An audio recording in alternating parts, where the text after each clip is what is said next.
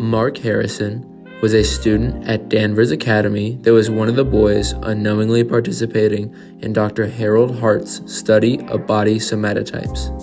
His file read that he was 14 years of age, 5 feet 10 inches and 190 pounds, with blonde hair, a rounded forehead, and a wingspan less than his height.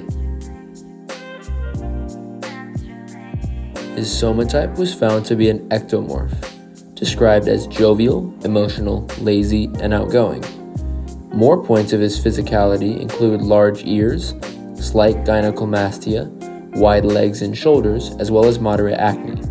His aesthetic impression was determined to be average by Dr. Hart, and his associated animal was an elephant. As time changed, so too did Mark. When Robert came to his house for dinner, he noticed that Mark had grown very heavy with a large gut, had a widened smile, and had lost most of his hair. The main feature that had not gone unchanged was his personality. Just as Mark carried a large frame, he carried an even larger personality. He was one in a family string of Danvers students, and his admittance to the academy displayed the prevalent connection to his roots and the continuation of a household tradition.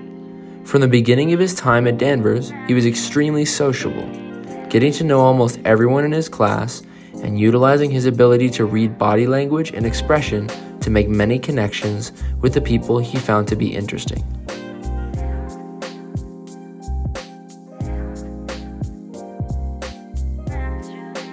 Mark was quick-witted, which came to serve two of his traits very well.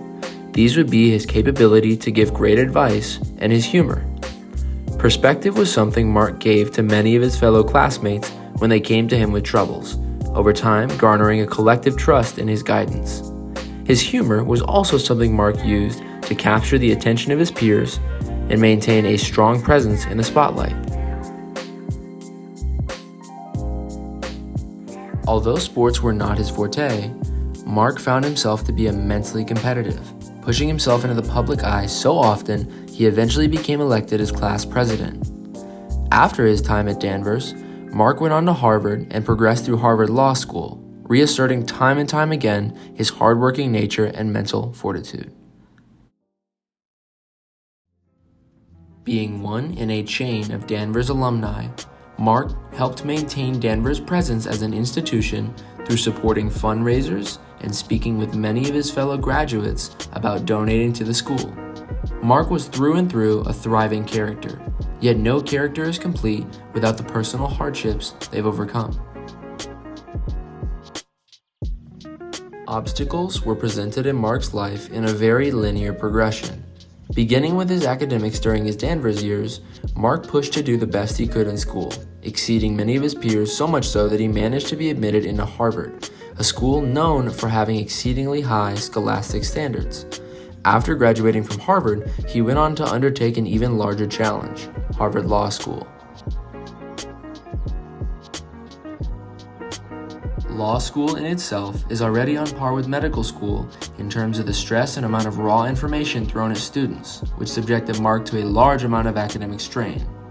Not only were his knowledge and stress management skills tested continuously, but so too were his problem-solving abilities and quick-wittedness.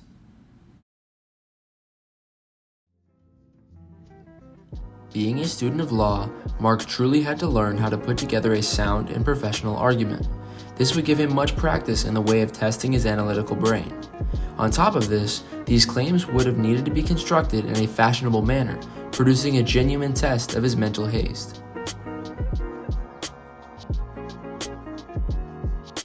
Aside from this, the one personal obstacle Mark has yet to overcome is his innate racial bias.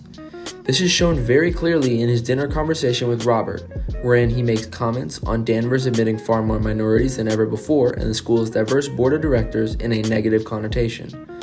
This prejudice is a genuine flaw in Mark's character, but is still something he can change. Having racially driven biases is not only unacceptable in the modern world, but would also hinder Mark in many ways if he chose to enter the field of medicine. The mistreatment of patients would inevitably lead to a lawsuit of malpractice, and these morally corrupt viewpoints of diversity would hinder or even sever his potential relationships with other healthcare providers. In order to fix this, Mark would need to make strides to ensure equal care for all of his potential patients and change his perspective on minorities and diversity as a whole within himself. Then he would be on the correct path to make progress in both healthcare and global diversification.